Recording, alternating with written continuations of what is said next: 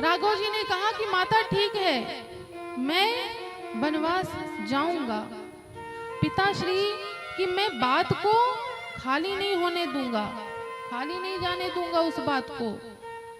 उन्होंने आपको वरदान दिया है, वो वरदान पूर्ण होंगे। दशरथ जी ने बहुत रोका राम जी को कि राघव मत जाओ मत जाओ, लेकिन राघव जी ने धर्म का उल्लंघना दे करके दशरथ जी से कहा कि पिताश्री, इसी वंश में इतने बड़े धर्मात्मा हुए हैं और आप मुझसे धर्म से विमुख होने की बात कर रहे हैं, यह शोभा नहीं देता। और आप दुखी मत होइए, 14 वर्षों की तो बात है, 14 वर्ष वनवास करके मैं पुनः आ जाऊंगा। राम जी अब पहुंचे कहां? कौशल्या अम्बा के पास, उनसे आज्ञा लेने के लिए। कौशल्या अम्बा ने राघव जी के आज तिलक की सारी तैयारियां करके रखी थी कि राघव जैसे ही मेरे कक्ष में आएंगे, उनको ये वस्त्र पहनाऊंगी, उनका ऐसे श्रृंगार करूंगी। जैसे ही राघव जी को देखा, कौशल्या जी ने बड़ी प्रसन्न हुई कि आओ राघव, मैं तुम्हारा ही इंतजार कर रही थी, आओ। कौशल्या अम्बा ने कहा कि राघव, ये देखो, ये तुम्हारे वस्त्र हैं, कैसे हैं आज के लिए?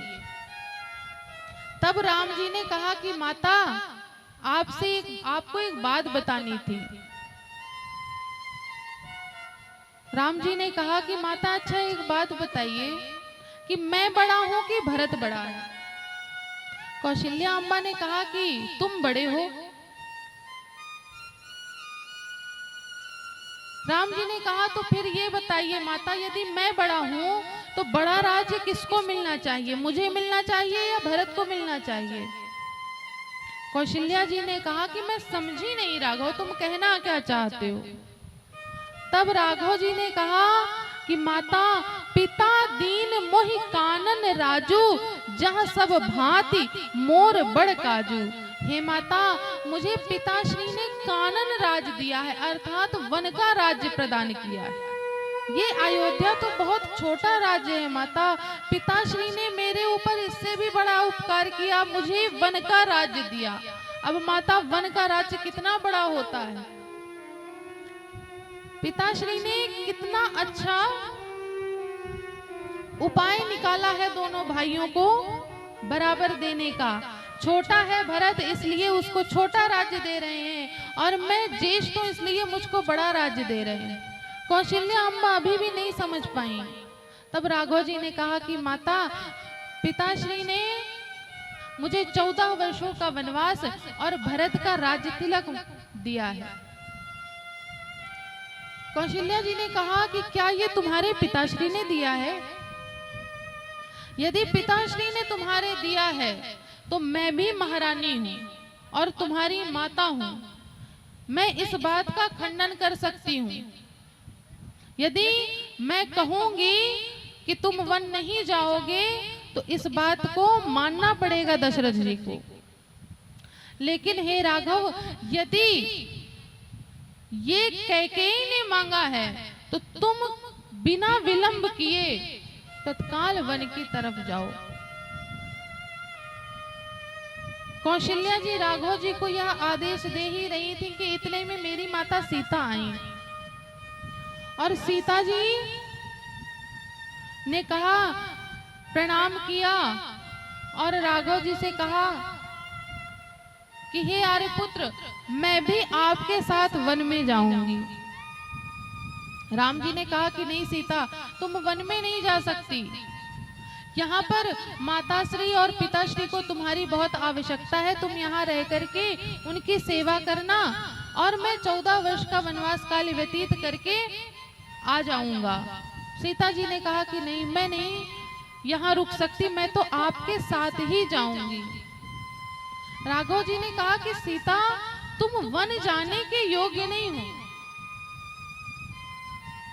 सीता जी ने कहा कि अच्छा ठीक है प्रभु, मैं वन जाने के योग्य नहीं हूँ, लेकिन एक बात बताइए प्राणनाथ, यदि मैं वन जाने के योग्य नहीं हूँ तो क्या आप वन जाने के योग्य हैं? यदि मैं राजकुमारी हूं तो आप भी राजकुमार हैं। यदि मैं वन जाने के योग्य नहीं तो नाथ आप भी वन जाने के योग्य नहीं हैं। यदि आप वन जाएंगे तो मैं भी वन जाऊंगी। राघव जी ने कौशल्या जी से कहा कि माता आप ही सीता जी को समझाइए। सीता जी कौशल्या जी के पास पहुंची, कहने लगी माता एक बात बताइए, विवाह के बाद मेरा धर्म क्या कहता है? क्या मेरा ये धर्म कहता है कि मेरा पति वन वन जाकर के भटके और मैं यहाँ पर महलों के सुख का भोग करूं? क्या ये मेरा धर्म कहता है?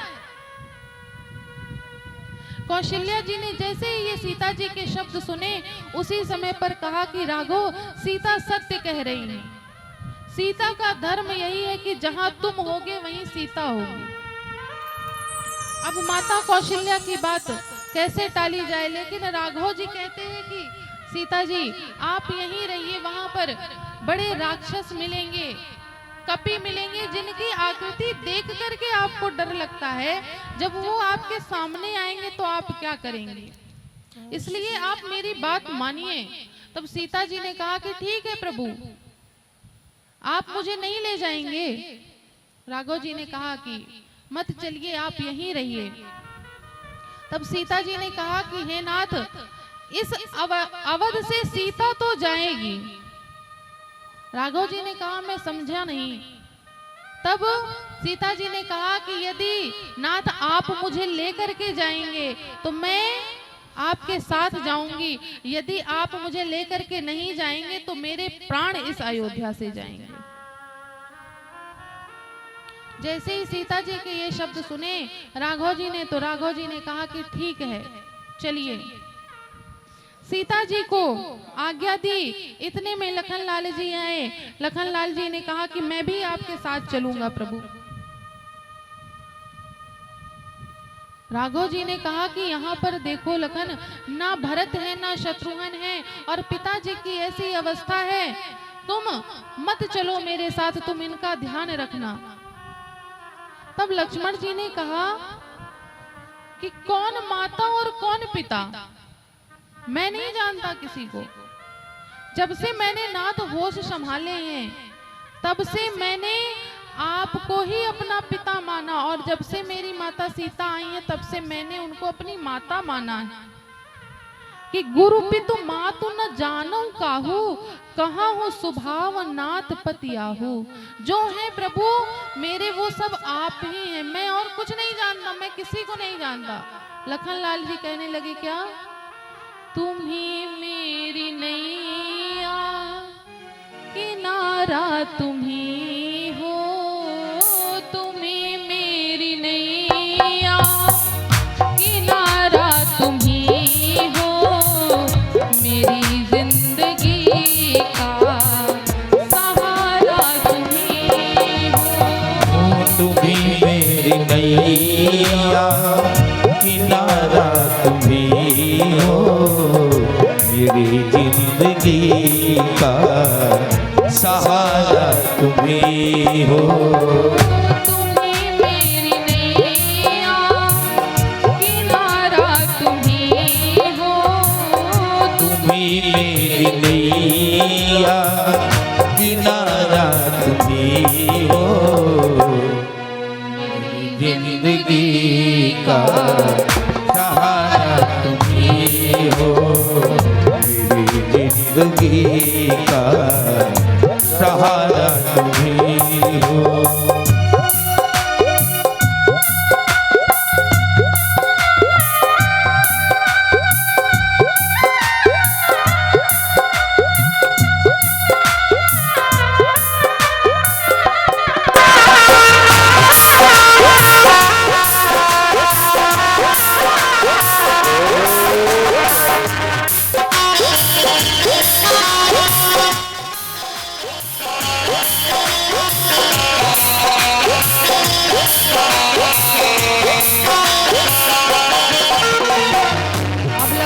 कहते हैं ये नर्तन का चोला बनाया है तुमने, ये नर्तन का चोला बनाया है तुमने, नर्तन का चोला बनाया है तुमने, ये नर्तन का चोला बनाया है तुमने, सभी अंग ढंग से सजाया है तुमने, ओ सभी अंग ढंग से सजाया है तुमने, सभी अंग ढंग से सजाया है तुमने, ओ सभी अंग ढंग से सजाया है तुमने। तुम ही मेरी नजरें, जय हो, नजारा तुम ही हो, तुम ही मेरी नज़रें, नारा तुम ही हो, मेरी जिंदगी का सहारा तुम ही हो, मेरी जिंदगी का सहारा तुम ही हो, जिंदगी का सहारा तुम ही हो, मेरी जिंदगी का सहारा तुम ही हो। लखन लाल जी कहते हैं कि मैं किसी को नहीं जानता, जो है मेरे वो आप हैं। लखन लाल जी की यह बात सुन करके राघव जी भाव विभोर हो गए और इतने भाव में आ गए कि उन्होंने राम जी से, लखन लाल जी से कहा कि अच्छा ठीक है, तैयार हो, लेकिन पहले जाकर के माता सुमित्रा से आज्ञा लेकर के आओ। लखन लाल जी चल दिए सुमित्रा माता के भवन में। रास्ते में जाते हुए सोचा कि यदि मैं आज्ञा लेने जाऊंगा तो शायद माता मना कर दें। एक काम करता हूं, मैं आज्ञा लेने नहीं जाऊंगा, मैं सूचना देने जाऊंगा कि मैं राघव जी के साथ, भैया के साथ वन को जा रहा हूं। यह मैं बताने जाऊंगा, आज्ञा लूंगा तो शायद माता मना कर दें, और माता मना कर देंगी तो मैं शायद जा नहीं पाऊंगा। सुमित्रा अम्बा के पास लखन लाल जी पहुंचे और सारी घटना बताई। कहने लगे कि माता, मैं भी अपने भैया के साथ जाना चाहता हूं वन में, और मैं यहाँ आपको बताने आया हूं। तब सुमित्रा जी कहती हैं कि लखन, तुम राघव के साथ वन जाना चाहते हो? कहे हाँ मैया, आप मना मत करिएगा माता। कहने लगी माता, कौन माता? लखन लाल जी को असमंजस हुआ कि ये माता को क्या हो गया। कह रही है कौन माता? कहने लगी हे लखन, यदि तुम वन जा रहे हो तो आज से तात तुम्हार मातु वैदेही, पिता राम सब भांति सनेही। हे लखन, आज से तुम्हारी माता मैं नहीं, आज से तुम्हारी माता सीता है और तुम्हारे पिता कौन है? राम है। और लखन एक बात बताऊं? लखन लाल जी ने कहा हाँ माता। कहने लगे जब यह राघव यहाँ से चले जाएंगे ना तो ये अयोध्या नहीं कहलाएगी। कहाँ अयोध्या होगी? कि अवध तहाँ जहाँ राम निवासु, तहाँ ही दिवस जहाँ भानु प्रकाशु। हे लखन, जहाँ पर राम होंगे वही अयोध्या होगी। जिस प्रकार से उंजेला वहीं होता है, दिन वहीं होता है जहाँ सूर्य देव होते हैं, उसी तरह जहाँ पर राम जी होंगे वहीं पर अयोध्या होगी। सुमित्रा अम्बा से आज्ञा लेकर के अब लखन लाल जी पुनः राम जी के पास आए। राम जी, सीता जी और लखन लाल जी अब वन के लिए तैयार हो रहे हैं। इतने सुंदर आभूषणों का त्याग कर दिया, राजसी परिधान का त्याग कर दिया। कौन सा वेश धारण कर लिया? तपस्वी का वेश धारण कर लिया। तीनों लोगों ने तपस्वी का वेश धारण किया और दशरथ जी के सामने आज्ञा लेने के लिए जाकर के खड़े हुए। जैसे ही दशरथ जी ने तीनों का यह स्वरूप देखा,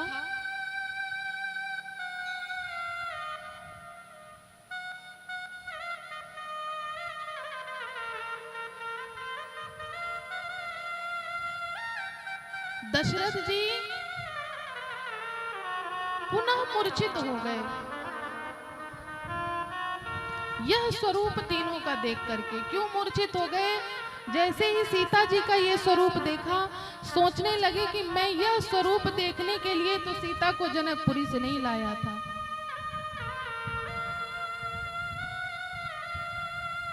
इधर राम जी, लखनलाल जी और सीता जी दशरथ जी को प्रणाम करते हैं और वन के लिए जाने को प्रस्थान करते हैं। तब दशरथ जी ने सुमंत जी को बुलाया और कहा कि हे सुमंत, तुम राम को, वैदेही को और लखनलाल को रथ में बिठा करके ले जाओ। उन्होंने पैरों पे पादुका नहीं डाली, वे कभी नंगे पैर नहीं चले। हे सुमंत, तुम रथ पर बैठा करके लेकर के जाओ और 2-4 दिन जंगल का भ्रमण करा करके उनको लेकर के आ जाना। और सुमंत, यदि राम ना आए तो तुम वैदेही को अवश्य ले आना। अब राम जी, लक्ष्मण जी और सीता जी रथ पर विराजमान हुए और जैसे ही अयोध्या की नगरी में जाने लग गए, उसी समय पर सारे अयोध्यावासी वो विधना तेरे लेख किसी के समझ न आते हैं, विधना तेरे लेख किसी के समझ न आते हैं।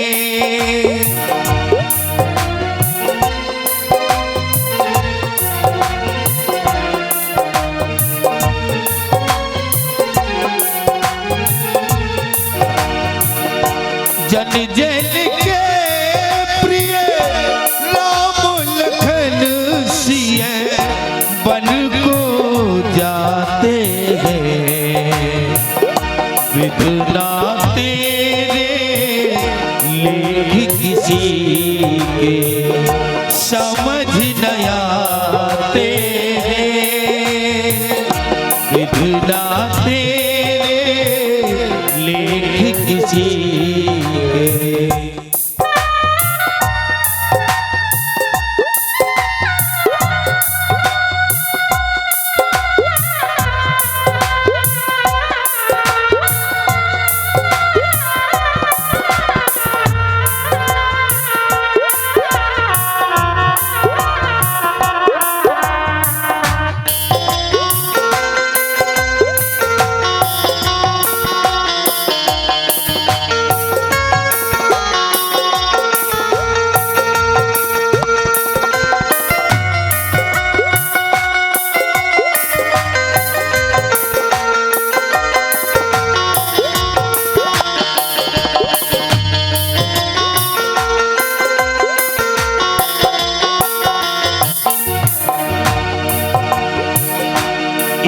राजा के राजी दुलारे बल बल फिरते मारे मारे, एक राजा के राजी दुलारे बल बल फिरते मारे मारे, होनी होकर रहे कदम गति तने नहीं का भूखे तारे, तने नहीं का भूखे तारे, सबके कष्ट मिटाने वाले, सबके कष्ट मिटाने वाले, कष्ट उठाते हैं। जन जन के प्रिय राम लखन सिय बन को जाते हैं, विधना तेरे लेख किसी समझ न आते हैं।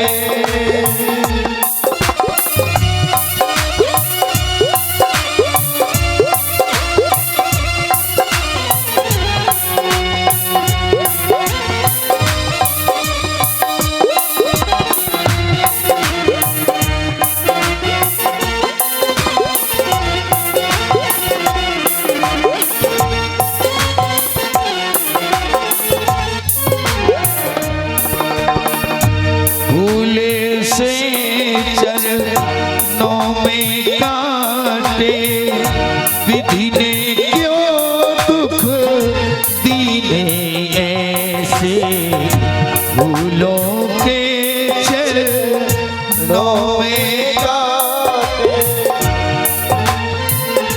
विधि ने क्यों दुख दीने ऐसे, पग से बहे लहू की धारा, हरि चरणों से गंगा जैसे, प्रभु चरणों से गंगा जैसे, सहज भाव से संकट सहते, सहज भाव से संकट सहते और मुस्काते हैं, जल जल के प्रिय राम लखन सिए पल को जाते हैं, विधना तेरे ले किसी समझ न आते हैं,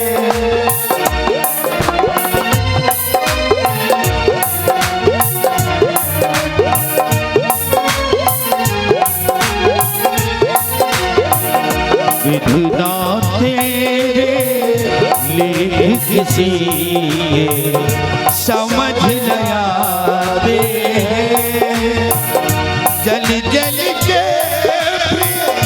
राम लखन सिए बल को जाते हैं, विधना तेरे ले किसी, विधना तेरे ले किसी, विधना तेरे ले किसी।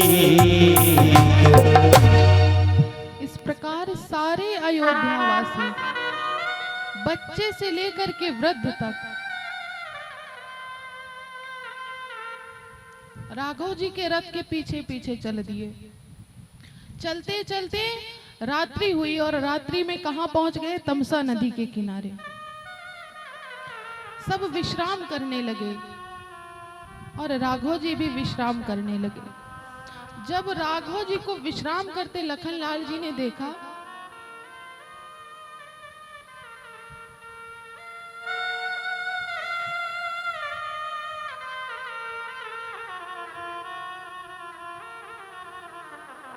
ये रूप उनका देख नहीं पाए लखनलाल।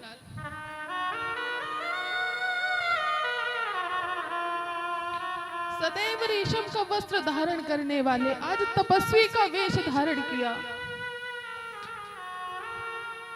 कहां उनके लिए इतना बड़ा आसन लगता था विश्राम के लिए, आज वो इस प्रकार से धूल पर लेटे हुए हैं। यह रूप देख करके लखनलाल जी वहीं रोने लग गए।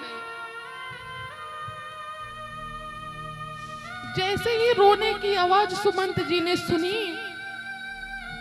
लखनलाल जी के पास आए, कहने लगे कि क्या हुआ लखनलाल, आप इस प्रकार क्यों रो रहे हैं? लखनलाल जी ने कहा, सुमंत जी, मैं अपने भैया की यह दशा नहीं देख सकता, यह रूप मैं नहीं देख पा रहा सुमंत जी। सुमंत जी ने भी राघव जी को देखा और दोनों लोग रोने लगे। जब रोने की आवाज राम जी के कानों पर पहुंची, तब राम जी आए, लखनलाल जी और सुमंत जी को समझाया। समझाने के बाद राम जी ने कहा कि अब नींद तो किसी को आएगी नहीं, एक काम करते हैं, अभी सारे अवधवासी विश्राम कर रहे हैं, यही समय है कि हम यहाँ से चले जाएं। मध्य रात्रि के समय पर ही सुमंत जी, लखनलाल जी और सीता जी के साथ राघव जी आगे बढ़े। जब प्रातः काल हुई, सारे अयोध्यावासी ढूंढने लग गए कि राम कहाँ गए, राम कहाँ गए, व्याकुल हो गए। देखा कि शायद रथ के निशान कहीं मिल जाएं, पता चल जाए तो हम उन रथों के निशान के आधार पर राघव जी तक पहुंच जाएं। लेकिन राघव जी की माया से रथ के सारे निशान हटा दिए गए। अब राघव जी आगे बढ़े, सारे अयोध्या वासी पुनः अयोध्या आए। इधर राघव जी पहुंचे कहां? श्रृंगवेरपुर। श्रृंगवेरपुर पहुंचे। श्रृंगवेरपुर पहुंचने के बाद राघव जी के आने की सूचना निषाद राज गुह को प्राप्त हुई, जो श्रृंगवेरपुर के राजा माने जाते थे निषादों के। जैसे ही निषाद राज गुह को पता चला कि राम जी आए हैं श्रृंगवेरपुर की सीमा पे, निषाद राज गुह अपने सैन्य बल के साथ पहुंच गए, राघव जी का स्वागत किया। जो जिसके पास था वही लेकर के राघव जी के स्वागत में पहुंचा, राघव जी का स्वागत किया। इसके पहले निषाद राज गुह को किसी राजसी व्यक्ति ने अपने हृदय से नहीं लगाया। हृदय से तो लगाना छोड़िए, स्पर्श तक नहीं करते थे। लेकिन आज निषाद राज गुह को देख करके राघव जी ने उनको हृदय से लगा लिया। हृदय से लगाया, कुशलता पूछी। गुह ने कहा कि हे राघव जी, चलिए मेरे निवास स्थान पर चलिए, वहां पर विश्राम करिएगा। तब राघव जी ने बताया कि वचन के अनुसार मैं किसी नगर में प्रवेश नहीं कर सकता। तब निषाद राज गुह ने उसी नगर की सीमा के बाहर ही एक पर्णकुटी बनाई, विश्राम करने की व्यवस्था करी। रात्रि हुई, उसी कांसे की चटाई पर राघव जी लेटे हैं। उनके चरणों में मेरी माता सीता लेटी हुई हैं और लखन लाल जी पहरेदारी कर रहे हैं। क्योंकि जब अयोध्या से आ रहे थे लखन लाल जी, तब सुमित्रा अम्बा ने कहा था कि लखन तुम जा तो रहे हो सेवा के लिए, लेकिन मेरे राघव की दिन और रात सेवा करना। इसीलिए लखन लाल जी पहरेदारी पर हैं। तभी श्रृंगवेरपुर वासियों को किसी ने बताया कि कल अयोध्या वासी भी इनके साथ आए थे, लेकिन मध्य रात्रि में उनको सोता हुआ छोड़ करके राघव जी आगे बढ़ गए। तो निषाद राज गुह ने सारे नगर वासियों को उनकी पहरेदारी करने के लिए छोड़ दिया। अब निषाद राज गुह बैठे हुए हैं, लखन लाल जी पहरेदारी कर रहे हैं। तभी निषाद राज गुह कैकेयी अम्बा को कहने लग गए कि कैसी माता हैं जिन्होंने अपने पुत्र को इतना कठिन रूप धारण करने के लिए मजबूर किया, विवश किया। जब मुझसे यह रूप नहीं देखा जा रहा, पता नहीं उनसे यह रूप कैसे देखा गया होगा। यह कैकेयी जी ने सही नहीं किया। तब लखन लाल जी ने उनको समझाया और कहा कि हे निषाद राज गुह, आप यह रूप देख करके राघव जी का दुखी मत होइए। मैं भी दुखी हुआ था, जब प्रथम रात्रि मैंने देखा मैं भी दुखी हुआ, लेकिन मुझे समझ में आ गया। इसलिए आप दुखी मत होइए। ये राघव जी कोई साधारण मनुष्य नहीं है, यह स्वयं ब्रह्म है। यही वार्तालाप रात्रि भर चलता रहा निषाद राज गुह का और लखन लाल जी का। प्रातः काल हुई, राघव जी ने अपनी जटाओं को संवारा, और जब राघव जी ने अपने केशों को संवारा जो जटाओं का रूप धारण करने वाली थी, जैसे ही सुमंत जी ने देखा बड़ा उनको कष्ट हुआ। कहने लगे कि राघव आप ये मत करिए, आपके पिताजी ने मुझसे कहा था कि 2-4 दिन वन के दर्शन करा करके पुनः राम को ले आना। तब राम जी ने धर्म की नीतियां बता करके सुमंत जी को कहा कि हे सुमंत जी, अब आप जाइए, अब आगे हम स्वयं चले जाएंगे। सीता जी के पास सुमंत जी गए, कहने लगे कि राघव जी तो नहीं जा रहे, लेकिन राजन ने ये कहा था कि यदि राघव ना आए तो सीता को जरूर ले आना, लेकिन सीता जी ने भी मना कर दिया। अब राम जी, लक्ष्मण जी और सीता जी गंगा जी के किनारे आए, और गंगा जी के किनारे आए गंगा जी से उस पार जाने के लिए।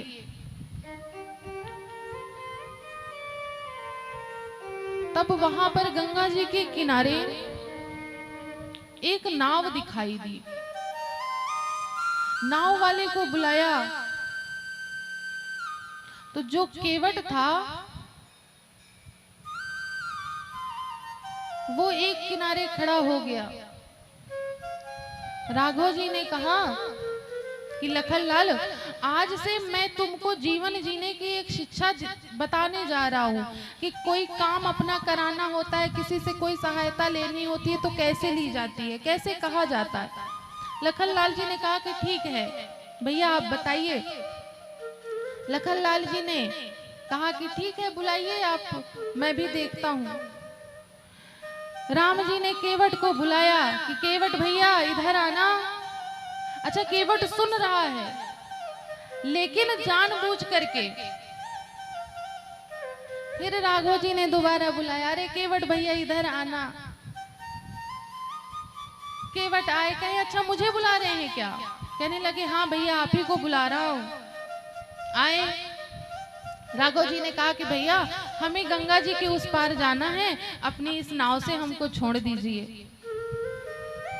केवट ने कहा कि मांगी नाव न केवट आना, कहाँ ही तुम्हारे मरम मैं जाना। क्या कि मांगी नाव न केवट आना। राघव जी ने केवट से नाव मांगी कि भैया अपनी नाव से हमें उस पार करा दो पार। लेकिन केवट कहता है कि नहीं मैं नहीं जाऊंगा। क्यों नहीं जाऊंगा? क्योंकि मैं आपके मर्म को जानता हूं। अच्छा ठीक है, केवट ने कहा मैं नहीं जाऊंगा।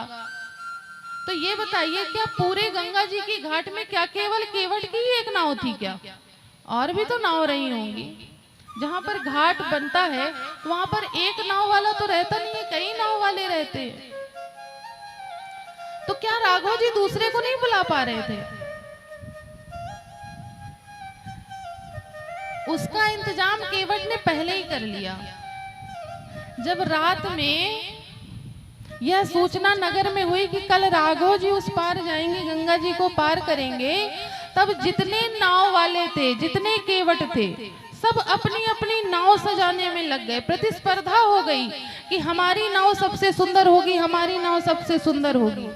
सब अपनी अपनी नाव सजाने में लग गए। लेकिन जो वो केवट था उसके पास इतना धन नहीं था कि वह अपनी नाव सजा पाता। तो अपनी पत्नी से कहता है लगता है कि मेरे नाव में तो राम जी बैठेंगे नहीं। उसकी पत्नी ने कहा क्यों नहीं बैठेंगे? कहे कि सब इतनी अच्छे से अपनी नाव सजा रहे हैं तो सुंदर नाव में बैठेंगे, भगवान मेरी टूटी फूटी नाव में थोड़ी नहीं बैठेंगे। तब पत्नी ने कहा कि यदि भगवान को, राम जी को अपनी कृपा आपके ऊपर करनी होगी तो जरूर बैठेंगे। केवट ने कहा ये भी बात सही है। तो केवट कहाँ गया? जो चौकीदारी के लिए निषाद राज गुह ने लगाए थे लोग, उन्हीं में एक केवट भी था। और वो केवट कहाँ पर था? जब लखनलाल जी और निषाद राज गुह आपस में ब्रह्म ज्ञान की बातें कर रहे थे तो वो भी सुन रहा था। तो बाकी ब्रह्म ज्ञान की बातें तो नहीं समझ में आई, लेकिन ये बात समझ में आ गई कि राम जी कोई मनुष्य नहीं है, वो स्वयं ब्रह्म है और जो कुछ भी है सब उनके चरणों में है। जब ये बात केवट को समझ में आ गई, कहे अब तो कुछ ना कुछ करना पड़ेगा कि भगवान मेरी नाव पर बैठे। तब निषाद राज गुह के पास सुबह होते ही केवट पहुंच गया। कहने लगा महाराज आपको याद है कि 1 वर्ष पहले आपने मुझसे कहा था कि तुम्हें क्या मांगना है केवट मांग लो। जब आप आखेट करने गए और आपको जल की आवश्यकता थी, मैंने आपको जल दिया, तब आप प्रसन्न हुए थे और प्रसन्नता में कहा था कि मांगो, क्या मांगना चाहते हो, जो तुम मांगोगे वो दूंगा। निषाद राज गुह ने कहा हाँ मुझे याद है। कहे आज वो समय आ गया। कहने लगे क्या मांगना है? तो कहता है केवट कि बस इतनी कृपा करिएगा कि आज सुबह से लेके आज रात्रि तक इस घाट पर और कोई की नाव ना लगे, केवल मेरी ही नाव रहनी चाहिए इस घाट पर। अब निषाद राजगु वचनबद्ध थे, इसलिए उन्होंने कहा ठीक है। इसीलिए केवट इतना इतरा रहा है कि मांगी नाव ना केवट आना। अब कहता है कि कहाँ ही तुम्हार मर्म मैं जाना। अब ऊपर से कह रहा है केवट कि मैं आपके मर्म को जानता हूं। लखनलाल जी ने सोचा कि मैं दिन रात राघव जी की सेवा में रहता हूँ, भैया की सेवा में रहता हूँ, लेकिन आज तक मैं इनके मर्म को नहीं जान पाया। और ये केवट कहता है कि मैं आपके मर्म को जानता हूँ, कहाँ ही तुम्हारे मर्म में जाना। ये बात समझ में नहीं आ रही है। राघव जी ने कहा कि भैया छोड़ दो। तो लखनलाल जी ने कहा कि भैया मैंने तो पहले ही कहा था कि मुझे कहने दीजिए, मैं जाता हूँ नाव की व्यवस्था करने के लिए। आप ही मुझे सिखा रहे थे, शिक्षा दे रहे थे। अब देखिए उसने तो पहली बार में मना कर दिया। तब राघव जी ने कहा कि लखनलाल बात तो सही है, किसी दुकानदार सुबह सुबह कोई दुकान खोले और पहला ही ग्राहक उधार वाला आ जाए तो कहते हैं उस दिन उसकी दुकानदारी नहीं चलती, बोनी खराब हो गई। इसी प्रकार राम जी ने कहा कि मेरी बोनी तो अयोध्या से चलते ही खराब हो गई थी। लखनलाल जी ने कहा कि कैसे? कहते हैं मैं पिताश्री ने मुझे वनवास दिया, कैकेयी माता ने मेरे लिए वनवास मांगा था, ना तुम्हें मांगा ना सीता जी को मांगा, लेकिन क्या तुम दोनों ने मेरी बात मानी? लखनलाल जी ने कहा बात तो सही है, बात तो नहीं मानी। कहने लगे राम जी की बस बोनी मेरी अयोध्या से चलते हुए ही खराब हो गई, अब पूरे मार्ग में मेरी बात जल्दी कोई मानेगा नहीं। लखनलाल जी चुप हो गए, मौन हो गए। राघव जी ने फिर कहा कि भैया छोड़ दो। केवट ने कहा नहीं मैं नहीं छोड़ूंगा। तब लखनलाल जी ने कहा कि अरे भैया क्या केवल इसी बस की नाव है क्या, और मैं नाव ढूंढ करके लाता हूँ। केवट ने कहा अच्छा ठीक है, जाइए जाइए ढूंढ के लाइए। लखनलाल जी कुछ दूर तक गए, देखा कि कोई नाव नहीं दिखी, पुनः आए, कहने लगे बस मिल गई नाव। लखनलाल जी ने मन में सोचा ये केवट बड़ा चतुर है। राघव जी ने कहा अरे भैया आप ही हमें छोड़ दीजिए, आप ही की नाव है यहाँ पर, इसीलिए सबसे पहले आपके पास आए हैं, छोड़ दीजिए। तब केवट कहता है कि मैं छोड़ तो दूंगा लेकिन मेरी एक शर्त है। राघव जी ने कहा कौन सी शर्त है? तब केवट कहता है क्या? धुला लो पाँव राघव जी, धुला लो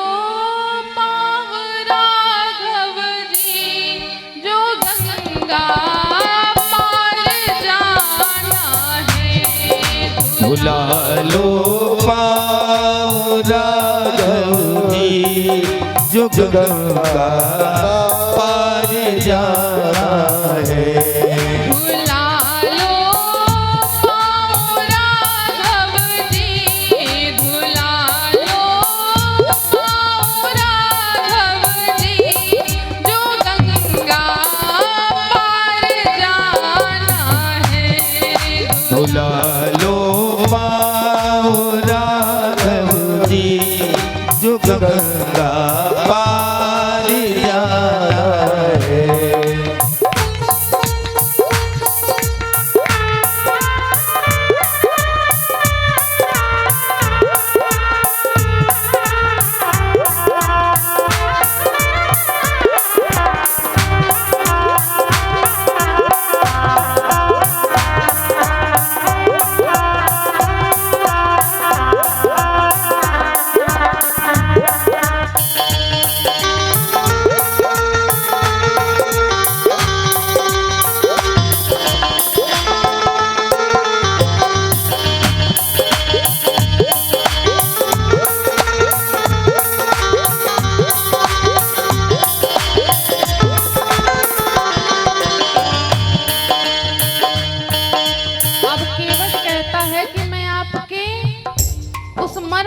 जानता हूँ। कौन से मर्म को? केवट कहता है क्या? तुम्हारे चरणों की धूली सुना है जादू करती है। तुम्हारे चरणों की धूली सुना है जादू करती है।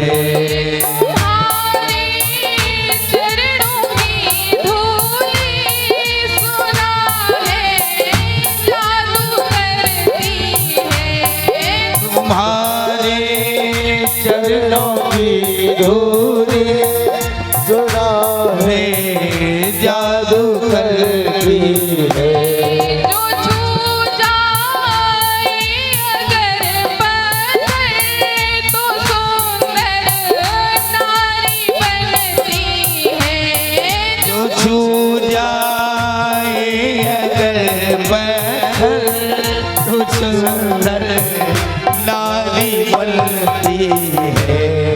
जो पत्थर नारी बन जाए, जो पत्थर नारी बन जाए, काट का क्या ठिकाना है। भुला लो पाओ राघव जी जो गंगा पार जाना है। भुला लो पाओ राघव जी, भुला लो पाओ राघव जी, जो गंगा पार जाना है। ये भुला लो पाओ राघव जी जो गंगा पार जाना है। जो गंगा पार जाना है। जो गंगा पार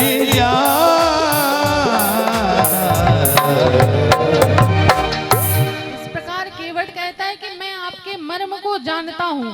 ये जो भी कारनामे होते हैं आपके चरणों से होते हैं, इसलिए मैं आपको बिना पैर धुले अपनी नाव पर नहीं बैठने दूंगा महाराज। क्योंकि देखिए मेरी एक ही जीविका है और ये नाव है, बेचारी टूटी फूटी जो है ये नाव है। जब आपके चरणों की धूल से एक शिला नारी बन गई तो ये तो मेरी काठ की नाव है, और वो भी पानी में चलती है, गंगा जी में चलती है, तो वो भी फूल गई है। अगर इसमें तो आप पूरे के पूरे बैठेंगे। जब धूल से नारी बन गई तो जब आप पूरे बैठेंगे तब तो नारी बन ही जाएगी। और महाराज यदि ये नारी बन गई तो मेरे घर में जो नारी बैठी है वो उसका क्या होगा? वो थोड़ी ना जानेगी कि ये नाव नारी बन गई, वो तो ये सोचेगी कि मैं दूसरा विवाह करके आ गया। यहाँ एक तो महाराज संभाली नहीं समझ रही और आप दो दो मुझे देने चाह रहे हैं। इसलिए जब तक मैं आपके पैरों को धुलूंगा नहीं तब तक आपको नाव में बैठाऊंगा नहीं। लखन लाल जी ने कहा कि देखो तो इस केवट को, एक तो मेरे प्रभु इतनी देर से खड़े हैं, इससे नाव मांग रहे हैं लेकिन ये दे नहीं रहा। केवट कहते हैं आपको यदि मेरी शर्त मंजूर हो तो बताइए। लेकिन राघव जी कुछ नहीं बोल रहे, जो बोल रहे हैं लखन लाल जी बोल रहे हैं। कहने लगे लेते चलो भैया, काहे तुम जिद कर रहे हो। लेकिन केवट कहता है कि नहीं। लखन लाल जी ने कहा ठीक है, अच्छा तुम मत ले चलो, और कोई ढूंढ लेंगे। कहते ढूंढते रहिए। लखन लाल जी ने कहा ये तो बड़ा चतुर है ये केवट, अब बैठाएगा तो यही अपनी नाव में अपनी शर्त भी पूरी कराएगा। कहते एक उपाय और है, यदि आपको नाव में नहीं बैठना है ना तो एक काम करिए, तैर करके चले जाइए, गंगा जी पार कर लीजिए, क्योंकि जानता है कि तैरते बनता नहीं है। राघव जी परेशान, लखन लाल जी उनसे ज्यादा परेशान। फिर केवट कहता है अच्छा मैं समझ गया आप क्यों नहीं बोल रहे। केवट ने पूरा राघव जी को देखा, सिर से लेकर के पांव तक, कहने लगा अच्छा मैं समझ गया आप क्यों नहीं बोल रहे। क्यों नहीं बोल रहे? क्योंकि आपके कोई कपड़े में जेब नहीं है। अच्छा, जेब की क्या जरूरत भाई, जब उतारूंगा तो कुछ ना कुछ तो उतराई देनी पड़ेगी। जब आपकी जेब ही नहीं है तो आप उतराई कहाँ से देंगे? शायद इसीलिए आप मना कर रहे हैं, कुछ कह नहीं रहे, चुप बैठे हुए हैं। लेकिन आप चिंता मत करिए, मैं आपको, अगर आप चरण प्रक्षालन करा लेते हैं तो मैं आपसे कोई उतराई नहीं लूंगा। और ये मैं बिल्कुल सत्य बात कह रहा हूं कि मोहि राम राउर आन दशरथ शपथ सब सांची कहूं। मुझे आपके पिता दशरथ जी की आन है, ये जो मैं शपथ खा रहा हूँ ये सब सच्ची खा रहा हूँ। जैसे ही यह बोला, लखन लाल जी को क्रोध आ गया, उन्होंने धनुष बाण निकाला, कहने लगे आज मैं इसको मार दूंगा। केवट ने कहा अरे बहुत अच्छी बात है, मार दीजिए। लखन लाल जी ने कहा कि ये मरने से भी नहीं डर रहा केवट। क्यों नहीं डर रहा? कहे कि ये तो मेरे ऊपर बड़ा उपकार होगा आपका। कहे कैसे? अब इसमें कहां से उपकार आ गया? तब केवट कहता है कि देखिए, अंत समय में सब कोई चाहता है कि भगवान का नाम मुख से निकले, लेकिन निकलता नहीं है। अंत राम कही आवत नहीं, सब निकलेगा लेकिन राम नहीं निकलेगा। लेकिन यहाँ पर तो राम जी साक्षात खड़े हैं मेरे सामने। आप मुझे मारेंगे, जब तक मेरे अंदर प्राण रहेंगे, नाम की तो बात छोड़िए महाराज, सामने मुझे उनके दर्शन प्राप्त होते रहेंगे। अच्छा, दूसरा क्या? सब कहते हैं कि अंत समय पर गंगा जल जरूर मुख में डालना चाहिए, और बगल में गंगा जी बह रही हैं। जैसे ही आप मुझे बाण मारेंगे, मैं सीधे गंगा जी में कूद जाऊंगा, जब तक प्राण रहेंगे तब तक गंगा जी का जल पान करूंगा। अब मुझसे बड़ा बड़ा भागी कौन है? तीसरा कारण, जब मेरी मृत्यु हो जाएगी तो राम जी इतने कठोर तो नहीं है, मेरे परिवार को सांत्वना देंगे, मेरी अंत्येष्टि तक, अंतिम संस्कार तक रुकेंगे, उनके सामने मेरा अंतिम संस्कार होगा, कितना मैं बड़भागी होऊंगा। आप तो एक काम करिए, मुझे मार ही दीजिए, मुझे मरने में ज्यादा मेरा अपना हित समझ में आ रहा है। लखन लाल जी ने कहा ये चतुर के साथ साथ बड़ा समझदार है, बड़ा बुद्धिमान है, केवल नाम का केवट है बड़ा बुद्धिमान। लखन लाल जी ने अपना बाण पुनः तरकश में डाल लिया, कहने लगे बस हो गया। कहे महाराज देखिए, आप तो मांग रहे हैं और आपके छोटे भाई मार रहे हैं, दोनों में कितना अंतर है। लेकिन राघव जी अभी भी चुप बैठे, कहने लगे जब तक आप नहीं बोलेंगे चरण प्रक्षालन करने के लिए तब तक मैं करूंगा भी नहीं। इधर विलंब हो रहा था और इधर कथा में भी विलंब हो रहा है, इसलिए जल्दी से चरण प्रक्षालन करें, आज भगवान को चित्रकूट तक पहुंचाना है। इसलिए केवट ने कहा कि जब तक आप नहीं कहेंगे तब तक मैं चरण प्रक्षालन नहीं करूंगा। तब राघव जी ने कहा कि वेगी आनि जल पाय पखारू, होत विलंब उतारो पारू। जैसे ही राघव जी ने कहा, केवट गया और घर, कहता है कि अभी आप जाइएगा मत। कहें क्यों नहीं जाऊंगा? कहें कि मैं अकेले थोड़ी नहीं, इतना पढ़ा लिखा मैं भी हूं, मैं भी जानता हूं कि विवाह के बाद जो भी धर्म के कार्य होते हैं वो एक साथ पति पत्नी दोनों को करने चाहिए, तो मैं अकेले थोड़ी ना पाँव पखारूंगा, मेरी पत्नी भी तो होगी तब तो पखारूंगा। गया कहीं जाइएगा मत। गया अपने घर, पत्नी से कहा तुम सत्य कहती थी, आज मेरा मनोरथ पूरा हो रहा है, राम जी मेरी नाव पर बैठेंगे, चलो जल्दी से उनके चरण प्रक्षालन करने। कहने लगे पात्र तो ले लूं चरण प्रक्षालन के लिए? कहने लगे कि नहीं पात्र वहां पर है, मेरा जो कठौता है जिससे मैं पानी निकालता हूं जब भर जाता है नाव में, वो है। कहने लगे नहीं कोई पात्र, अब अगर हम अमीर होते तो हम सोने के चांदी के किसी पात्र में चरण प्रक्षालन करते, लेकिन ये तांबे का पड़ा हुआ है, इसी से प्रक्षालन कर ले। कहे नहीं, तांबे के पात्र से नहीं करेंगे तो उसी कठौते से करेंगे। कहे क्यों?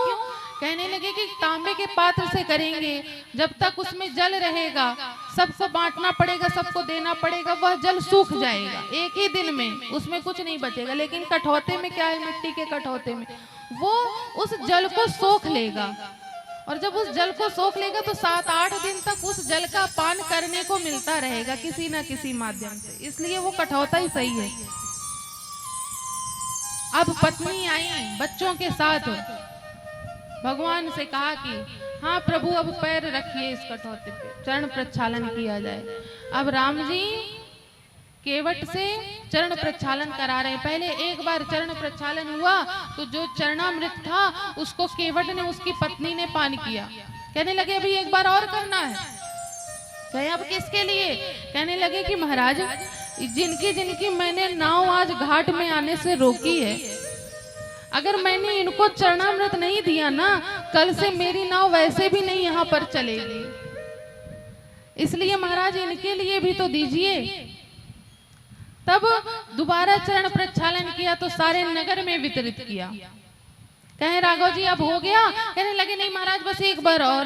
कहे क्यों? कहने लगे महाराज अच्छा हमने कर लिया, हमारे नगर वासियों ने कर लिया, और ये दृश्य हमारे ऊपर से पितृ देख रहे होंगे तो कहेंगे ये कितना स्वार्थी है, स्वयं चरणामृत का पान किया, नगर वासियों को कराया, लेकिन हमको भूल गया। तब चरणामृत का पितृ तर्पण किया। अब इसके बाद राघव जी, सीता जी और लखन लाल जी से कहा कि अब आप मेरी नाव में बैठ सकते हैं। अब तीनों को अपनी नाव पर केवट ने बिठाया और चल दिया। और क्या गाते हुए जा रहा है? मेरे राघव जी, मेरे राघव जी उतरेंगे पार, गंगा मैया धीरे बहो। मेरे राघव जी उतरेंगे पार, गंगा मैया धीरे बहो।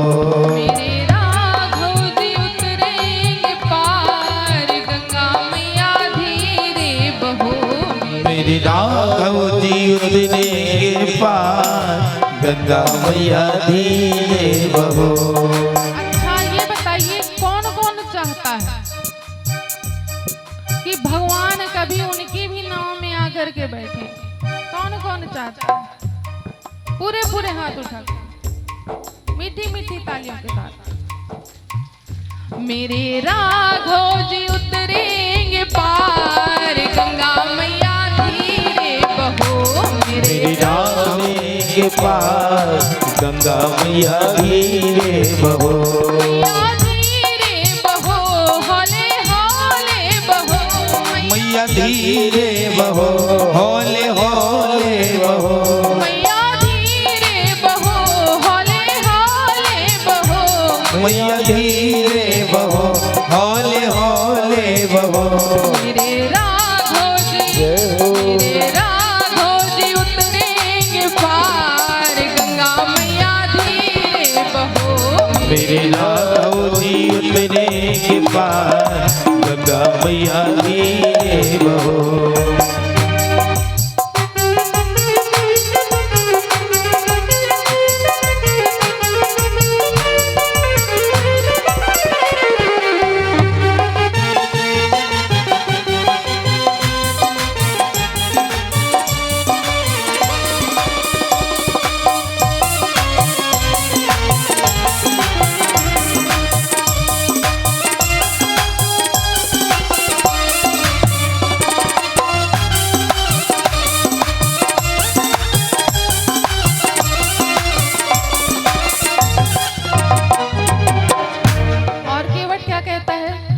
गहरी नदिया नाव पुरानी,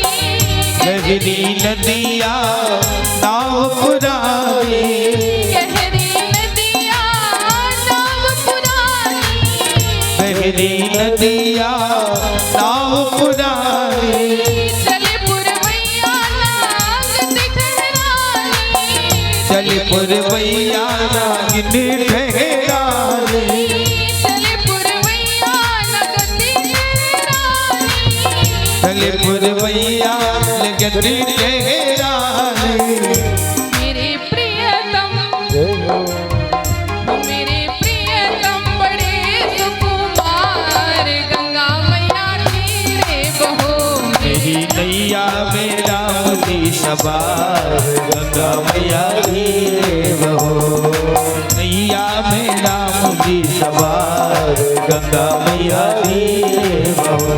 मेरी नैया में राम जी सवार, गंगा मैया धीरे बहो। मेरी नैया में राम जी सवार, गंगा मैया धीरे बहो। गंगा मैया धीरे बहो, गंगा मैया धीरे देव हो।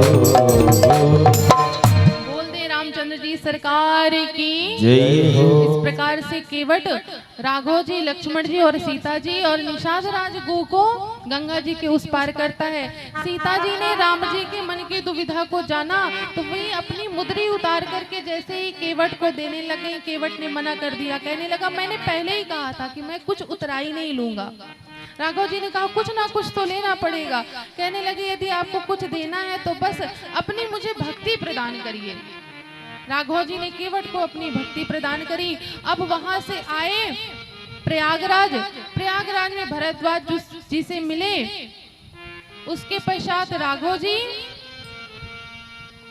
वाल्मीकि जी के आश्रम पहुंचे। वाल्मीकि जी के आश्रम पहुंच करके राघव जी ने कहा कि हे ऋषिवर, अब हमें कोई एक निवास स्थान बताइए जहां पर हम अपना ये वनवास काल पूर्ण कर सकें। तब वाल्मीकि जी ने कहा कि चित्रकूट गिरि करहु निवासु, तह तुम्हार सब भांति सुपासु। देखिए समय कम होने के कारण कुछ कथाएं संक्षेप में, तो इस प्रकार से वाल्मीकि जी ने राघव जी को चित्रकूट निवास करने के लिए बताया। अब राघव जी सीता जी और लक्ष्मण जी समेत कहां आ गए? चित्रकूट। वही चित्रकूट जहां से अपने राम जी आए। तो आज सोमवती अमावस्या है। आज हमारे चित्रकूट में ना बड़ी भीड़ है और हमारे जो योगी जी हैं ना, उन्होंने चित्रकूट में फूलों की वर्षा आज कराई हेलीकॉप्टर के माध्यम से। वही चित्रकूट में आज राघव जी निवास करने के लिए पहुंच गए। तो एक बार पूरे भाव और श्रद्धा के साथ बोल दें श्री चित्रकूट धाम की जय हो। आइए अब आज की कथा को यहीं पर विश्राम देते हैं। अब राम जी, लक्ष्मण जी और सीता जी समेत कहां पर निवास करने लगे? चित्रकूट धाम में। और कल की कथा में हम आप सभी श्री भरत चरित्र और शबरी माता का चरित्र श्रवण करेंगे। तो जय रघुनंदन जय सिया राम, जय रघुनंदन जय सिया राम।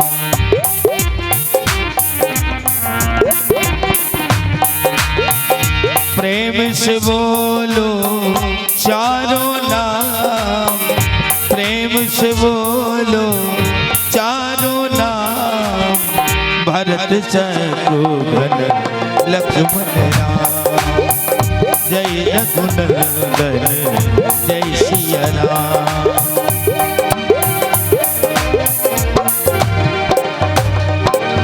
प्रेम से बोलो चारों नाम, प्रेम से बोलो चारों नाम। भरत शत्रुघ्न लक्ष्मण राम, जय सिया राम जय जय सिया राम। सीता राम जय सीता राम। हेलो, बोलो श्री सीतारामचंद्र भगवान की जय। अभी कथा का प्रभाव नहीं पड़ा। अभी आप लोगों के ऊपर कथा लगता है चढ़ी नहीं है का? यह तो कथा आप जानते नहीं हो। कथा कैसी होती? नीली होती, पीली होती, खाने वाली होती, सुनने वाली होती है। बोलो श्री सीतारामचंद्र भगवान की, श्री हनुमान जी महाराज की, श्री राधिका वैष्णो जी की, चित्रकूट धाम की। अच्छा, आनंद खूब आ रहा कि नहीं? नो लग रहा हो? आनंद आ रहा है ना? 2 दिन और शेष है कथा का और शिवलिंग का भी निर्माण जो भोले बाबा का चल रहा, और एक साथ दोनों चल रहे हैं। तो हमारा तो वही कहना भैया कि 2 दिन शेष है, अभी समय है। ऐसा ना हो जाए ये क्षणभंगुर जो जीवन मिला है ठाकुर जी के द्वारा, आज है कल रहे या ना रहे। इसलिए सभी से करबद्ध निवेदन है कि इस काया को परमार्थ में लगा दो, बेड़ा पार हो जाएगा। और इस काया को स्वार्थ में लगाया तो फिर बेड़ा पार होने वाला नहीं है तो 2 दिन का समय शेष और बाकी है। जिसके मन में भावना है कि हमें यजमान बनना है वो बन सकता है, क्योंकि 11 सदस्य तो है ही है हमारे, और जितने आप बन सकते हो तो बन सकते हो, पूजन कर सकते हो। और बड़ी सौभाग्य की बात है, सुबह पूजन करते हो, शाम को कथा का आप पूजन करते हो, आरती करते हो। ऐसा सौभाग्य 1100 रुपए में मिलने वाला है। आप घर में 1100 रुपए में यदि आप घर में कोई छोटा सा, जैसे सत्यनारायण भगवान की कथा कराओ तो 2, 4, 5 हजार का खर्चा हो जाता है। यहाँ तो भैया चित्रकूट धाम से पधारे बाबा जी और उन्होंने 1100 सुबह से लेके शाम तक आनंद लो। बोला चित्रकूट धाम की जय। तो आज के यजमानों का नाम और कल के यजमानों का नाम हमारे जो कमेटी के सदस्य हैं ये बताएंगे। जय श्री राम। आज सोमवार के जो जजमान हैं श्री सुनील श्रीधर जी, राहुल सिंह जी, मिठाई लाल रैकवार, पूरन पटेल जी, लक्ष्मण सिंह जी, प्रताप सिंह जी, हाकम सिंह जी, महेंद्र सिंह जी, महुना से मूरत सिंह जी और नर्मदा साहू जी, किशनगंज से रमेश गुप्ता जी, सेवन महाराज जी, राम मनोहर गुप्ता जी, रमेश और रक्षा पटेल, टीकाराम गुप्ता, कमल पटेल और महुना से अमर सिंह जी, हेमंत गोस्वामी जी।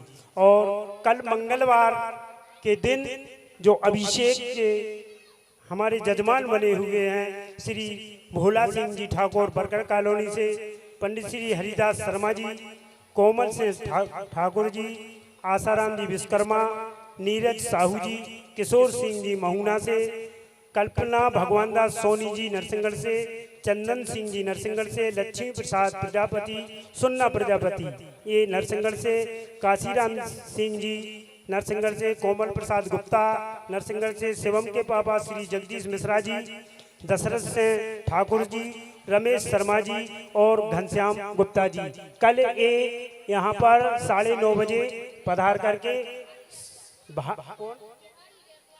बिहारी रैकवार जी नरसिंहगढ़ से ये सदस्य सभी यहाँ पर 9:30 बजे आ जाएंगे। पूजन की सामग्री लेकर के आएंगे, साथ में कोपर भी लेकर के आना है। जय श्री राम, जय श्री राम। और एक विशेष सूचना भैया, एक भानु प्रताप सिंह बड़ा गांव वाले, इनकी तरफ से दूसरे गांव से आकर के सहयोग कर रहे हैं, बड़ा गांव के हैं और इन्होंने ये चलते हुए कार्यक्रम में 5100 रुपए योगदान दिए हैं। ताली बजा करके स्वागत कर दीजिए। आप समस्त नरसिंहगढ़ ग्राम वासियों का ये आयोजन है, कहना तो नहीं चाहिए, अब समय बचा है 2 दिन का। आप लोगों के अंदर यदि भाव हो तो जो जितना जैसा भी भाव से आप लोग सहयोग कर सकते हैं, आप राशि दे करके रसीद प्राप्त कर सकते हैं। तो सभी से निवेदन है, 2 दिन का समय है और तीसरे दिन 20 तारीख को जिससे चकाचक भंडारा हो जाए। बोलो राघवेंद्र सरकार की। आइए हम आप आरती करेंगे, इसके बाद प्रसाद लेंगे, तब अपने घर को जाएंगे। ध्यान दीजिएगा, बिना कथा सुनो तो सब कथा के लास्ट में आरती होती है। कथा सुनने के बाद आरती ग्रहण करो। व्यासपीठ में आकर के नियम है हम व्यास जी का पूजन करें, उन्हें प्रणाम करें और इसके बाद प्रसाद लें, तब घर को जाएं और राम राम बोलते हुए जाएं, है ना। पहले नहीं भग लेना। अब जो होना है तो हो जाने दो घर में, अभी तक कुछ नहीं हुआ तो अब क्या होगा। तो आप लोग अपने अपने स्थान में खड़े हो जाओ और आरती के बाद हम आप सभी व्यास का पूजन और प्रसाद लेकर के जाएंगे। जो आज के यजमान हैं वह यजमान आ जाएं। इसके बाद सभी लोग धीरे धीरे क्रम से आरती करते जाएंगे। सभी भक्त अपने अपने स्थान पर खड़े हो जाएं। आज के जो दैनिक यजमान है भैया, यजमान बने थे वो आओ सामने। जो आज के यजमान बने थे जो यहाँ उपस्थित हैं वो आओ, सभी को आरती करनी सर्वप्रथम। इसके बाद सब लोग करेंगे, केवल यजमान नहीं, जिसके अंदर भावना है वो भी कर सकता है। हरि ओम ज्वालामालिन्ये नमः। सर्वोपचारार्थे पूज्यामहे चन्द्रमा मनसो जाचक्षुः सौर्यो वजायता श्रोताद्वायुश्च प्राणस्य मुखादग्निर्जायता। सिराधे राम हरे सीता राम हरे राम हरे राजा राम हरे। राम हरे सीता राम हरे। ओ आरती श्री रामायण जी की कीरत कलित ललित सियपी की। रामायण जी की कीरत कलित ललित सियपी की। राम हरे सीता राम हरे। राम हरे सीता राम हरे।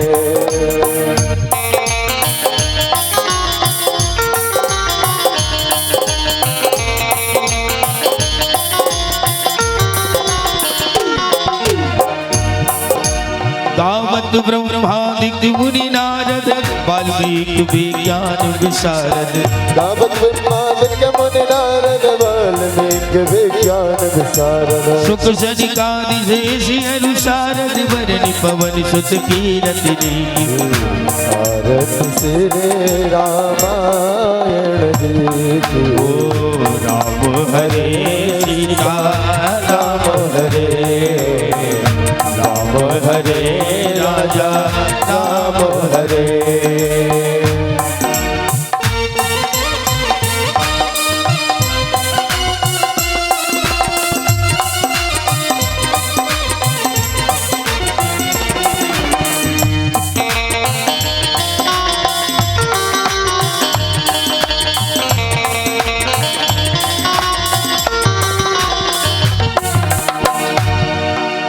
गावत वेद पुराण अष्टदश धर्म शास्त्र सब ग्रंथन कारत। मुनि जन धन संतन को सर्वस सारे अंश संपत सब ही। राम हरे सीता राम हरे। राम हरे राजा राम हरे।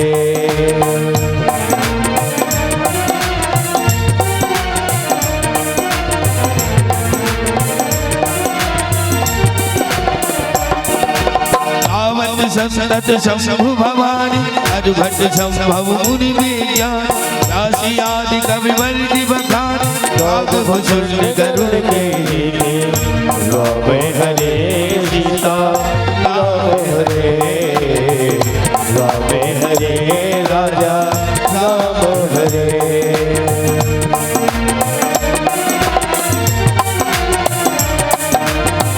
जय जय। कलिमलि हरण विषय रथ भी की। सुभग शिकार मुक्ति जुबती। कलंग रोग भव मोले में। तात वात सब विद तुलसी की। राम हरे सीता राम हरे। राम हरे राजा राम हरे।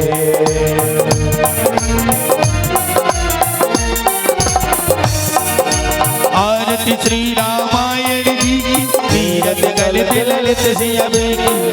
राम हरे सीता राम हरे। राम हरे राजा राम हरे। राम राम जय सीता राम।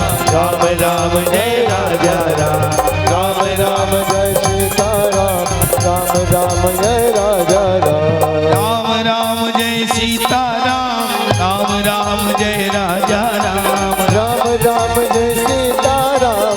राम राम जय राजा राम। राम राम जय सीता राम। राम राम जय राजा राम। ओ राम राम जय सीता राम। राम राम जय राजा राम। राम राम जय राजा राम। राम जय राजा राम। राम राम जय सीता राम। राम राम जय राजा राम। राम राम जय राजा राम। राम राम जय राजा राम। राम राम जय राजा। कर्पूर गौरम करुणावतारम संसार सारम भजगन्धहारम सदा वसंतम हृदयारविंदे भवम भवानी शयतम नमामि। मंदारमाला कुलतार काले कपालमालां चितशेखराय दिव्यंबराय जगदम्बराय नमः शिवाय च नमः शिवाय। जलेन शीतले गणम पुष्पै देवादिवन्दनम मारुक्यममन्द पुष्पाञ्जलिः। हरिः ओम्। यज्ञेन यजन्तदेवार्तान् धम्मान् विदमान्या शन्नाते हनाकं महिमानः सचन्त चतुरपूर्वे साध्याः सन्ति देवाः हरिः ओम् राजाधिराजाय पशय्यशायने नमो वयं वै समणाय कुर्महे शमे कामान् कामकामाय मह्यम कामेश्वरो वै समणो ददातु कुबेराय वै समणाय महाराजाय नमः ओम षष्ठ साम्राज्यं भोज्यं स्वराज्यं वैराज्यं पारमेष्टमराज्यं महाराज्यमाधिपत्यमयं समन्तपर्यायै स्यात् सार्वभौमः सर्वायिषां दादापराधा पृथिवी समन्तपर्यन्ताया एकराडते तदपि श्लोको विहितो मरुतः परमेष्टारो मरुतस्यावसनगरे अविशुद्धस्य कामप्रे विश्वे देवः सभासते ओम विश्वतक्षुरुदपशोदो मखो विश्वदो बाहुस्वादः सम्बाहुव्यन्नमपदरे सम्प्रदरे द्यावाभूमे जनयन् देव एकः हरिः ओम् एकदन्ताय विद्महे वक्रतुण्डाय धीमहि तन्नो सिदन्तिः प्रचोदयात् ओम तत्पुरुषाय विद्महे महादेवाय धीमहि तन्नो रुद्रः प्रचोदयात् ओम नारायणाय विद्महे वासुदेवाय धीमहि तन्नो विष्णुः प्रचोदयात् नानासुगन्धिपुष्पाणि यथा कालोद्भवानि च पुष्पाञ्जलि मया दत्ता ग्रहणा परमेश्वरः सुगन सुमन्वित सुमनलयो सुगन सुवन्त सुजान पुष्पांजलि अर्पण करो सीताराम करो स्वीकार सभी भक्त खड़े प्रभु द्वार बोल राजा रामचंद्र भगवान की जय हो। बांके बिहारी लाल की जय हो। हनुमान जी महाराज के जय हो। सदगुरुदेव भगवान के जय हो। धर्म की जय हो। अधर्म का नाश हो। प्राणियों में सद्भावना हो। विश्व का कल्याण गौ हो। माता की जय हो। गौ हत्या बंद करो। सत्य सनातन धर्म की जय हो। नमः पार्वती वदय हर हर महादेव शंभो जय जय श्री सीताराम जय जय श्री राधे श्याम पूजा कर सकते हैं। बोलो शंकर भोलेनाथ की, पार्वती मैया की जय जय श्री राम, जय जय श्री राम।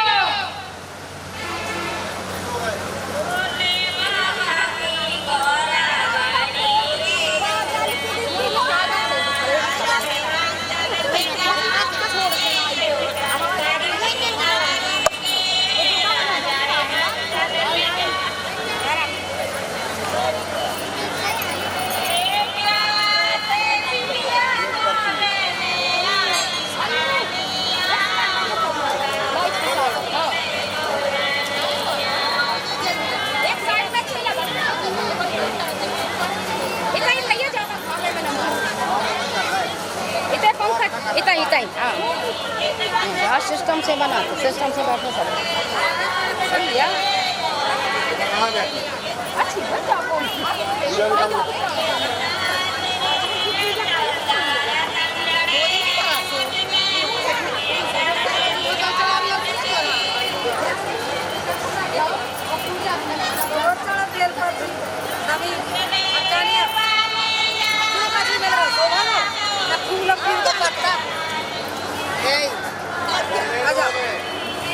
अपने अपनी लोटा भर को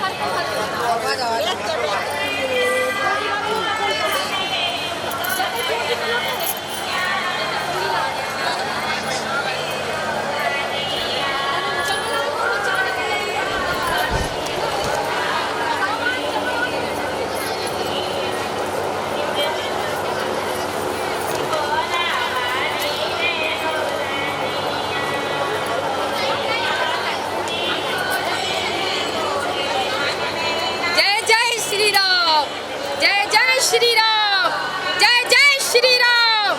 बोलो बागेश्वर सरकार की, बागेश्वर धाम की, हनुमत लाल की, श्री रामचंद्र भगवान की जय जय श्री राम, जय जय श्री राम, जय जय श्री राम।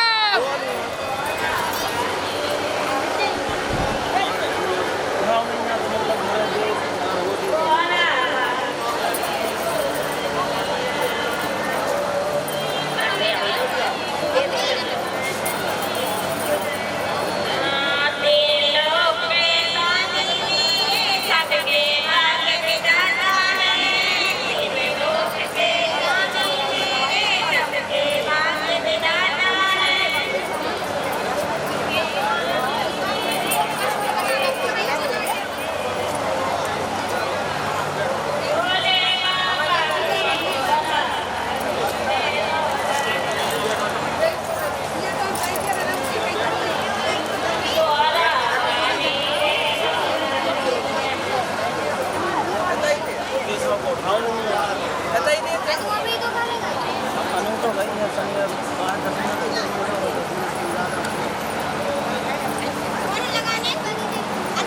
यदि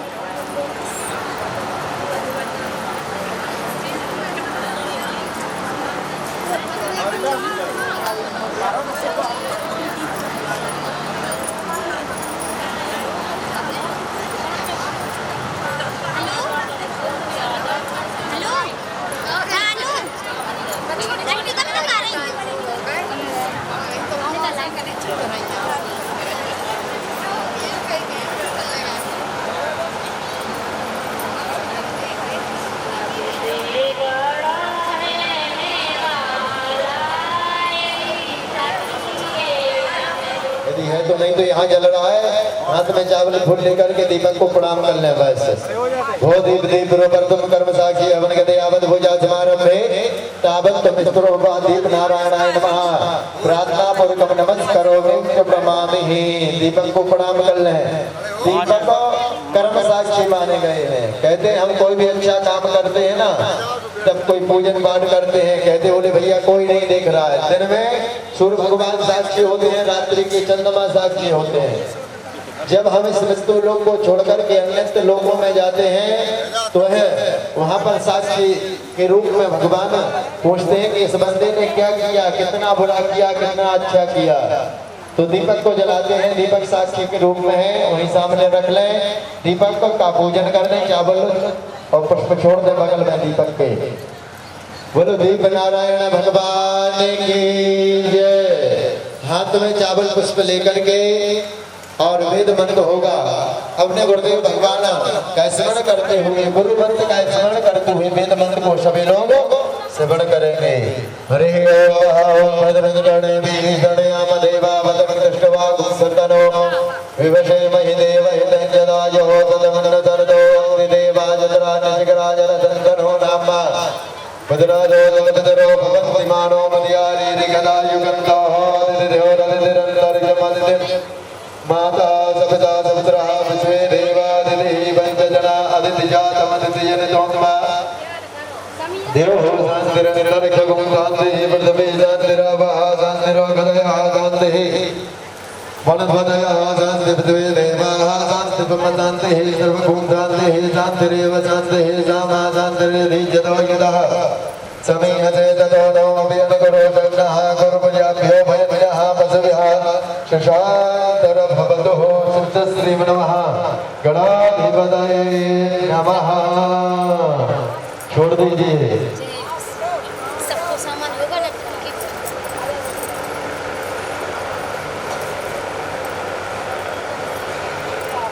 हाथ में सभी लोग चावल ले लेंगे। दाएं हाथ से एक दो दाने भगवान के चरण कमलों में छोड़ दिए जाएंगे। नमः का उच्चारण करेंगे, परमात्मा से चिंतन करेंगे। प्रभु आपकी हम पूजा कर रहे हैं, आप हमारी पूजा को स्वीकार करें। अपना कृपामय बंधहस्त हम सभी भक्तों के ऊपर बनाए रखें। जो बीच वाले उंगली और औष्णिका है, इसके माध्यम से कि दो दाने छोड़ते जाएंगे। नमः का उच्चारण करेंगे सभी भगत। श्रीमन महागणाधिपतये नमः, लक्ष्मी नारायणाभ्याम नमः, उमा महेश्वराभ्याम नमः, वाणी नवाभ्याम नमः। थोड़ी जोर से बोलते जाना है मुख से। उमा महेश्वराभ्याम नमः, सती पद्मनाभ्याम नमः, माता पितृजन कमलेभ्यो नमः, कृष्ण देवताभ्यो नमः, कुल देवताभ्यो नमः, ग्राम देवताभ्यो नमः, शिव बुद्धिशताय श्रीमन महागणाधिपतये नमः, श्री श्याम सदाशिवाय नमः, श्री पार्थवेश्वराय नमः। दाएं हाथ से सारे छोड़ दीजिए। सर्वेभ्यो देवी देवताभ्यो नमो नमः। पुनः हाथ में चावल और पुष्प ले ले। हाथ जोड़ करके भगवान से अनुनय विनय प्रार्थना करेंगे। प्रभु जिस प्रकार अपने यहाँ कोई अतिथि आता है ना, उसको अपन कहते हैं विराजमान होइए, आपका स्वागत है, अभिनंदन है, वंदन है, वेरी वेरी मोस्ट वेलकम। भगवान का स्वागत करते हैं। इसी प्रकार परमात्मा के भी हम सभी स्वागत करेंगे। ही परमात्मा हमारे द्वारा ये बनाई गई जो मूर्तियां हैं, इनमें आकर के आप विराजमान हो, हमारी पूजा को आप स्वीकार करें, ग्रहण करें। ऐसा हाथ जोड़ करके भगवान को अनुनय विनय प्रार्थना भगवान का चिंतन करेंगे। ओम शुकमुखश्चै गदन्तश्च कमलो गणगणगहालमोदनश्च विग्रहो विघ्ननाशो विनायका धूमकेतुर्गलाधिक्षो भालचन्द्रो गजाननः द्वार सीतान नामानि या बने ऋणयान विद्यारं देवाय जापे से निगमित दाव सर्वे से निगमित दा संग्रामे संकटस्य वाग्नतस्य जायते वक्ततन महाकाया कोटि सूर्य समप्रभाते विघ्नं कुरु मे देवा सर्वकार्येषु सर्वदा विनायकं कुरु महानो महाविष्णु महेश्वरान् सरस्वती प्रणम्यादौ धर्म कामाद सिद्धे अर्थ कामाद सिद्धे जन्त श्रीमन् महा गणाधिपतये नमः। छोड़ दीजिए अपने अपने दाएं हाथ में अक्षत ले लेंगे, चावल पुष्प। यदि आप लोगों के पास सुपारी उपलब्ध है तो एक सुपारी जल और दक्षिणा संकल्प करेंगे।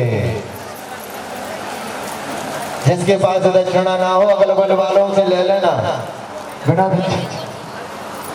बिना दक्षिणा के संकल्प मत करना, क्योंकि कहते हैं यज्ञ पत्नी दक्षिणा। एक नारायण भगवान की 2 पत्नियां हैं महाराज, जो नियम है यज्ञ की 2 पत्नियां हैं, एक तो स्वाहा एक दक्षिणा। तो बिना दक्षिणा के कोई काम नहीं होता। क्यों? बिना पत्नी के। यज्ञ की पत्नी कौन है? दक्षिणा। यदि आप किसी यज्ञ में भाग ले रहे हैं तो बिना माताओं के बिना कोई यज्ञ सफल नहीं हो सकता। तो अपने अपने हाथ में जो आपको पूजे, 1 रुपए 5 रुपए 10 पैसा चौन्नी अठन्नी इत्यादि जो भी आपको पूजे तो अपने अपने हाथ में ले लें, दाहिने वाले में, और जल ले लें। ले लेंगे सबको लेकर आई थी हम सबका देख यहाँ सभी लोग 3 बार विष्णु नाम का उच्चारण करें। बोलिए ओम विष्णवे नमः। ओम एकाग्र नहीं होगा तब तक आपको उस चीज का फल नहीं मिल सकता। तो आप अपने मन को, चाहे हम कहते 1 घंटा की जगह आध घंटा पूजन करें, लेकिन कोशिश ये करें कि अपने मन को एकाग्र चित्र बना करके और परमात्मा को, जिस परमात्मा का हम पूजन कर रहे हैं उसमें अपने मन को लगाएं। तो 3 बार विष्णु नाम का उच्चारण करेंगे, संकल्प करेंगे, अपने मन को कोशिश करेंगे कि परमात्मा का ही चिंतन करें, भोले बाबा का ही चिंतन करें। ओम से स्मरण मात्रेण जन्म संसार बंधनात् नमस्ते नमस्तस्मै विष्णवे विष्णवे हरि ओम। ओम विष्णु विष्णु विष्णु सिंहभागवत विष्णु श्वेतबारः कल्पे अष्टम तमे कलुरे कल्चरणे जम्बुद्दीपे वर्णने भारतवर्षे आर्यावर्तान्त देशान्तर्गते पुनःप्रदेशान्तर्गते मध्य प्रदेशान्तर्गते तमो जनपदान्तर्गते संवत्सरे तमो जनपदान्तर्गते नरसिंहगढ़ नाम तस्य नामने नगरे श्री राम मंदिर प्रांगणे संवत्सरे 2080 साके 1945 वर्षा जतन दिगंबराग जिगाई वदनेन्द्रो भगवति राधे ही सम्मंज चेत विश्वाहा सम्मंज चेतो ब्रह्मांड ब्रह्मणा ओम सम्मंज चेतो विश्वाहा सम्मंज चेतो स्वामी कुमाराय नमः। स्वामी कुमाराय नमः। कौन पूजयामि भो कुमारिया कश्यया कृष्ण पूजा मम सन्मुखो वरदो भवा स्वामी कुमाराय नमः। खड़ा भगवान के नाम से जोड़ दें। वीरभद्र भगवान का ध्यान करेंगे। भगवान के गण हैं, इनका ध्यान करेंगे। वीरभद्र भगवान ओम भद्रं कर्णे भीषण्याम देवा भगवन् कृष्णवागुं सत्तनो विमधीमहि देवाय तंजदायो सतमन्नो सर्वते देवा जतरा नशिकराज नन्दनो नमः। हरि ओम भो वीरभद्रिया विषया कृष्ण पूजा मत को भर्गो वर्दो भवा भो वीरभद्र श्री वीरभद्राय नमः। छोड़ दीजिए, पुनः ले लीजिए। कुबेर भगवान का ध्यान करेंगे। ये कौन है? धन के देने वाले हैं महाराज। हाँ, तो इनका ध्यान करेंगे कि प्रभु इसी प्रकार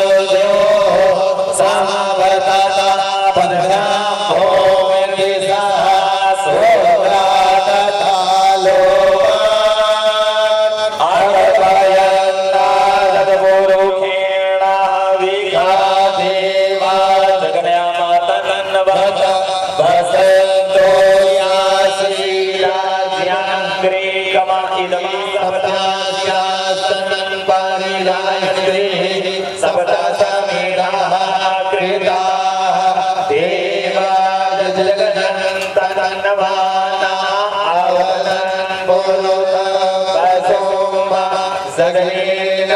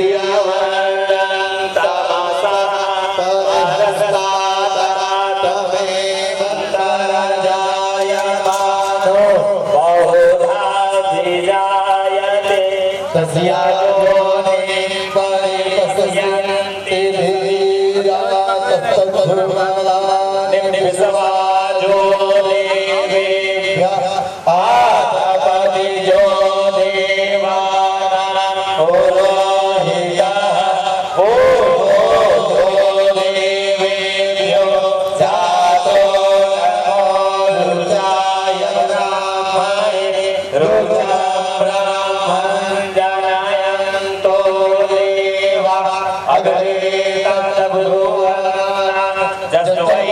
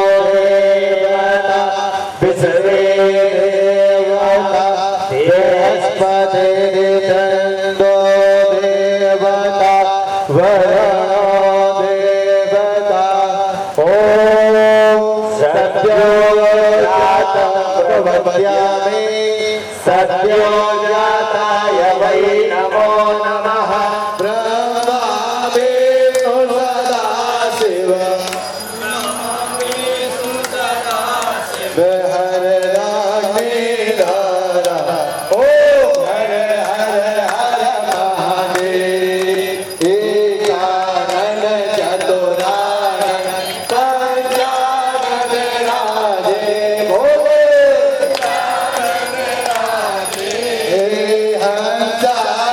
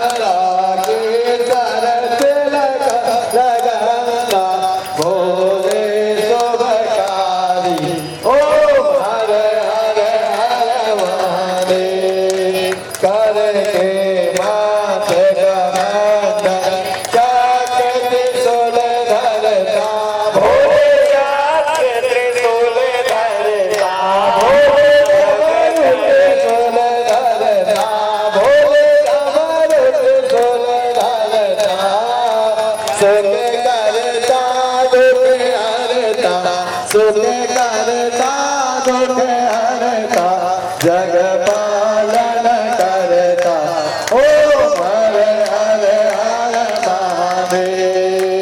लक्ष्मी सावित्री गंगा पार्वती संगे भोले पार्वती संगे बागांबर आसन पर बागांबर पर उमा आधाके ओम हर हर हर महादेव। कर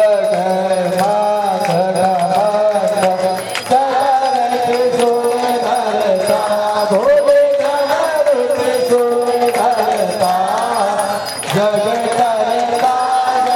हरता जग करता जग हरता जग पालन करता ओ हर हर हर महादेव।